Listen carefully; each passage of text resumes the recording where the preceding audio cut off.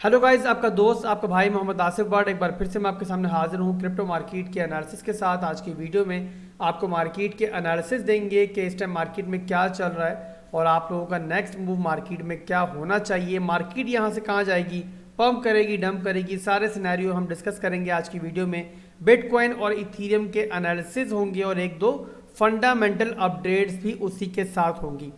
तो बिना किसी देरी के दोस्तों वीडियो को स्टार्ट करने जा रहा हूँ और आज इंशाल्लाह रोजाना की तरह आज भी आपको मार्केट की एक्यूरेट पिक्चर दिखाऊंगा। बट उससे पहले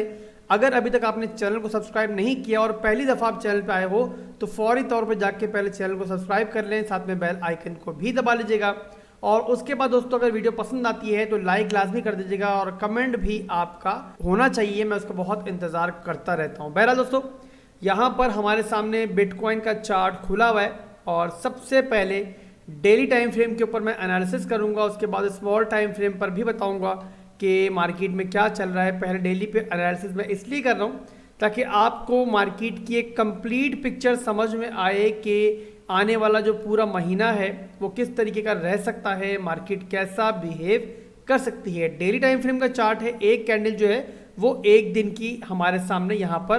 नज़र आ रही है। तो यहाँ पर दोस्तों डेली टाइम फ्रेम के ऊपर बिटकॉइन जो है इस टाइम एक फॉलिंग वेज का पैटर्न बना रहा है और ये फॉलिंग वेज का पैटर्न दोस्तों बहुत लंबे पीरियड से बिटकॉइन इसके अंदर ट्रेड कर रहा है। और अगर अभी तक जो है देखें तो बिटकॉइन ने इस फॉलिंग वेज को काफ़ी अच्छी जो है वो रिस्पेक्ट दी है और काफ़ी अच्छा प्राइस एक्शन जो है वो डिवेलप हो चुका है इस फॉलिंग वेज के अंदर।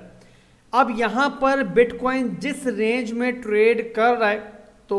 आपको पता होगा कि आने वाले जो 4-5 दिन के बाद यानी कि पहली और दूसरी को दोबारा से FOMC की मीटिंग होनी है और वहाँ पर हमारे सामने एक नया नंबर आना है। जो लास्ट FOMC की मीटिंग हुई है अभी पिछले दिनों, वहाँ पर जो नंबर आया वो न्यूट्रल नंबर था, बट उसी के साथ साथ जो जेरम पॉल है उनकी जो स्पीच थी उसके अंदर कुछ बहुत अच्छी बातें नहीं थी। तो मार्केट ने दोस्तों वैसा ही बिहेव किया। और अगर आपने मुझे फॉलो किया हुआ है काफ़ी दिनों से, आप लोग मुझे फॉलो करते हो, मेरी बातें सुनते हो, तो आपको पता होगा कि मैंने आपको बिल्कुल एक एक्यूरेट प्लान दिया हुआ था कि अगर 100 BPS का नंबर आएगा तो मार्केट डंप होगी, 50 BPS का नंबर आएगा या 60 का आएगा तो मार्केट पंप होगी, और अगर 75 BPS का नंबर आया तो मार्केट साइडवेज जाएगी और 18,500 से ऊपर की जो अपनी पोजीशन है उसको रिस्पेक्ट देगी और वहीं पर जो है बिटकॉइन ट्रेड करेगा। तो बिल्कुल दोस्तों वैसे ही एक्यूरेट हुआ कि 75 BPS का नंबर जब आया तो आपको आइडिया हो चुका होगा कि आसिफ भाई की जो प्रेडिक्शन थी मार्केट के बारे में वो बिल्कुल एक्यूरेट जा रही है। और उसी के बाद मैंने आपको एक बिटकॉइन की ट्रेड भी दी थी जिसका पहला TP हम लोग ऑलरेडी हिट कर चुके हैं और जो हमारा एक प्रॉफिट था उसको हम ब्रेक इवन पर ला चुके हैं। 50% प्रॉफिट जो है वो हम ऑलरेडी उस ट्रेड के अंदर बुक कर चुके हैं। अभी की सूरत हाल दोस्तों ये है कि मार्केट में वीकेंड होने की वजह से वॉल्यूम की बहुत ज़्यादा कमी है और इसी वजह से मैंने भी थोड़ी देर पहले जो है टेलीग्राम पर शेयर भी की थी अपनी एक ट्रेड के जो मैंने शॉर्ट किया था मार्केट को लगभग 19,100 की रेंज से। और वहाँ पर वजह यही थी दोस्तों कि मार्केट का वॉल्यूम कम था। कुछ मेरी एक्सपेक्टेशन थी कि बिटकॉइन जो है इस फॉलिंग वेज की जो सपोर्ट एरिया है यानी कि ये एरिया है इसको आने वाले दिनों में रिटेस्ट करेगा और यहाँ से नीचे की तरफ आएगा। इसके अलावा स्मॉल टाइम फ्रेम के ऊपर भी मैं आपको आगे चल के बताऊंगा कि एक पैटर्न बन रहा है तो उसका भी जो सपोर्ट है वो रिटेस्ट होने का मुझे चांस लग रहा था और इस स्कैल्प के अंदर मैं अपना प्रॉफिट जो है वो ऑलरेडी बुक कर चुका हूँ। बहरहाल दोस्तों बिटकॉइन जो है इस फॉलिंग वेज के अंदर ट्रेड कर रहा है और आने वाले दिनों में मेरे भाइयों मैं एक्सपेक्ट कर रहा हूँ कि कुछ इस टाइप का प्राइस एक्शन आपको नज़र आ सकता है कि बिटकॉइन जो है अपनी इस सपोर्ट को आकर रिटेस्ट करेगा और यहाँ से एक बाउंस बैक ले सकता है। 18,200-300 से लेकर 17,800 की रेंज तक बिटकॉइन आने वाले दिनों में आपको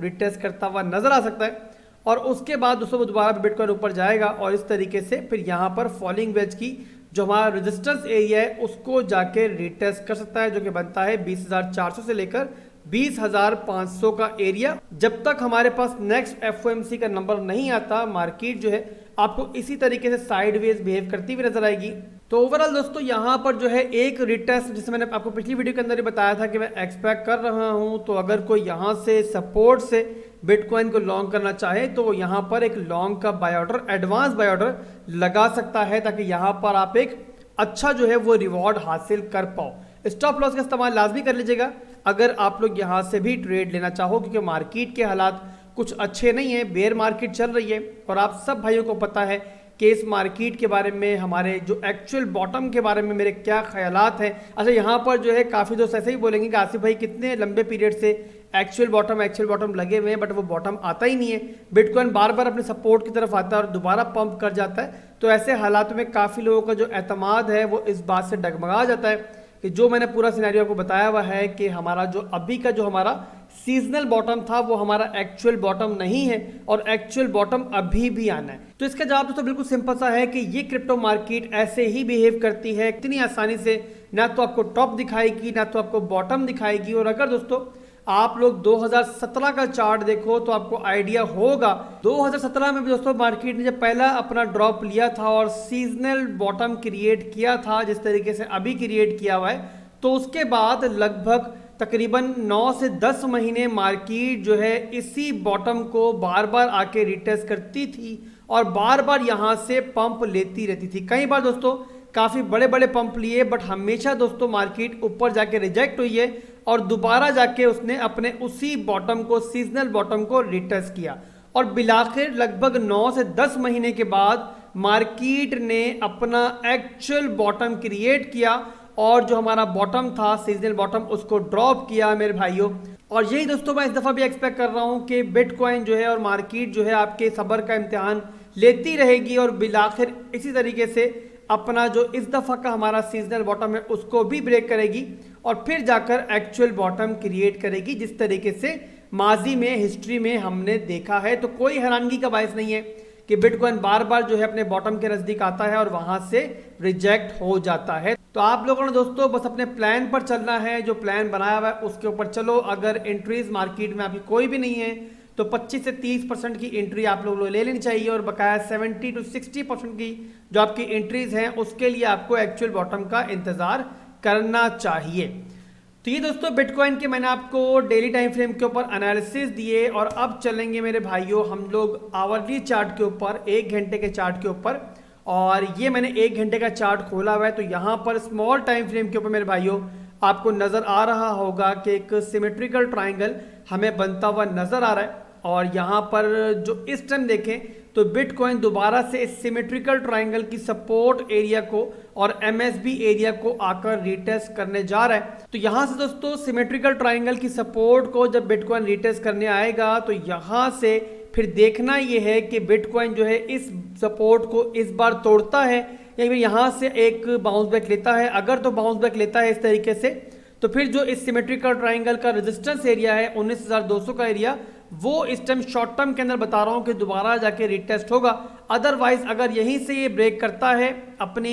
सिमेट्रिकल ट्राइंगल की सपोर्ट को तो फिर बिटकॉइन जो है आपको 18,500 से लेकर 18,200 के एरिया को दोबारा जाके रिटेस्ट करता हुआ नजर आएगा। और इसी के मुकाबले पर अगर बिटकॉइन यहां से बाउंस बैक कर लेता है और ऊपर जाके सिमेट्रिकल ट्राइंगल से ब्रेकआउट करता है तो उस सूरत में दोस्तों जो हमारा टारगेट इस सिमेट्रिकल ट्राइंगल का हो सकता है वो होगा 19,500 से लेकर 19,800 का एरिया। तो आप लोग इसी सिमेट्रिकल ट्राइंगल के अकॉर्डिंगली आवरली चार्ट के अंदर इसको ट्रेड भी कर सकते हो, चाहो तो स्क्रीनशॉट ले लो, अदरवाइज मेरी कॉल का वेट करो, मैं आपको बता दूंगा कि ब्रेकआउट या ब्रेकडाउन जब भी इसके अंदर होगा।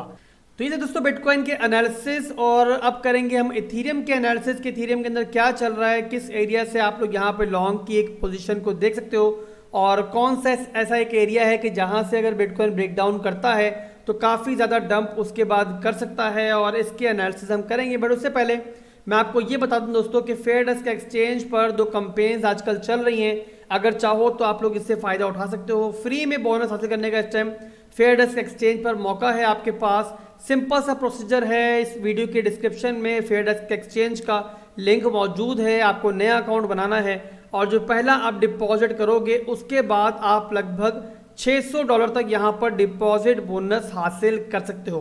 जो भी पहला डिपॉजिट आप करोगे और फिर उससे आप लोग अपने फ्यूचर्स वॉलेट में यानी कि कॉन्ट्रैक्ट वॉलेट में ट्रांसफर करोगे तो उसका 4% आपको कैशबैक मिलेगा और बोनस स्वरूप मिलेगा, जिसे ना सिर्फ आप लोग ट्रेडिंग कर सकते हो और उसके प्रॉफिट को आप लोग विड्रॉ भी कर सकते हो। बिल्कुल फ्री में बोनस मिल रहा है, तो अगर चाहो तो इससे फायदा उठा सकते हो। इसके अलावा दोस्तों आपको एक बड़ी न्यूज़ फेयरडेस्क एक्सचेंज के बारे में पहले भी दे चुका हूँ, दोबारा दे दूँ कि जिस तरीके से बिटगेट पर कॉपी ट्रेडिंग मौजूद है और आने वाले दिनों में हम लोगों ने कॉपी ट्रेडिंग का इस्तेमाल करना है, मेरी कम्युनिटी ने मुझे बिटगेट पर फॉलो करना है, उसी तरीके से फेयर डेस्क एक्सचेंज भी अक्टूबर के एंड में कॉपी ट्रेडिंग को अनाउंस करने जा रही है। तो आने वाले दिनों में जब यहाँ पर कॉपी ट्रेडिंग का आगाज हो जाएगा तो बिटगेट के साथ हम लोग फेयर डेस्क को भी इस्तेमाल कर सकते हैं। तो आप लोग फेयर डेस्क एक्सचेंज पे चाहो तो अकाउंट बनाओ और यहाँ से फायदा उठाओ। बहरहाल दोस्तों दोबारा चलते हैं हम इथीरियम की तरफ, और इथीरियम का डेली टाइम फ्रेम का चार्ट मैंने खोला हुआ है और इथीरियम दोस्तों अपनी एक बहुत स्ट्रॉन्ग सपोर्ट और कहें तो बहुत इंपॉर्टेंट सपोर्ट को रिटच कर चुका है। इस एरिया में 1230 की रेंज में ये सपोर्ट थी हमारी एक अप ट्रेंड लाइन की, और यहाँ पर इथीरियम ने इसको फिलहाल की रिस्पेक्ट दी है। यहाँ से एक छोटा सा बाउंस भी इथीरियम ने लिया है, लगभग तकरीबन 12% का ये बाउंस बैक था। तो दोबारा दोस्तों अगर इथीरियम 1240 से 1250 की रेंज में आता है तो यहाँ पर आप एक छोटी सी स्कैल्प देख सकते हो। बट यहाँ पर एक बहुत इंपॉर्टेंट बात बता दूं कि आपने लाजमी स्टॉप लॉस का इस्तेमाल करना है, क्योंकि अगर इथीरियम ने ये सपोर्ट ब्रेक कर दी तो उसके बाद दोस्तों फिर यहाँ से इथीरियम बहुत बुरा जो है वो डंप कर सकता है। तो ये चीज़ आप लोगों ने ध्यान में रखनी है, और यहाँ पर अगर चाहो तो स्कैल्प पोजीशन आप ले सकते हो और स्टॉप लॉस को आप लोग इस ट्रेंड लाइन की सपोर्ट के नीचे अपने रिस्क मैनेज करते हुए लगा सकते हो। तो ये थी दोस्तों आज की वीडियो। उम्मीद करता हूँ कि आपको बिटकॉइन और इथीरियम के आज के एनालिसिस भी पसंद आए होंगे, आपके लिए हेल्पफुल रहेंगे। अगर आपको वीडियो पसंद आई है तो आप लोगों ने क्या करना है कि लाइक के बटन को दबा देना है, और मैं एम करता हूं दोस्तों आज के लिए कि लगभग 400 से 500 के करीब अगर मुझे लाइक मिल जाएंगे ना तो फिर दोस्तों हम कल या परसों से ही अपने प्रीमियम सेक्शन का, जिसका वादा बहुत दिनों से मैंने किया हुआ है, उसका हम आगाज कर देंगे, जो डिस्कॉर्ड पर ऑलरेडी बन चुका है। तो आप लोगों ने लाइक करना है, लाइक करके कम्युनिटी पावर दिखानी है, और साथ में आपने कमेंट में अपना फीडबैक भी देना है कि आप लोगों को मजीद इस चैनल पे क्या चाहिए, मुझसे क्या तवक्कात हैं। इसके अलावा मार्केट के बारे में आपका क्या ख्याल है कि मार्केट यहाँ से डंप करेगी, पंप करेगी, अपने ख्यालात का इजहार आप लोग कमेंट सेक्शन में कर सकते हैं। अपने भाई को दुआओं में याद रखिएगा। अल्लाह हाफिज़।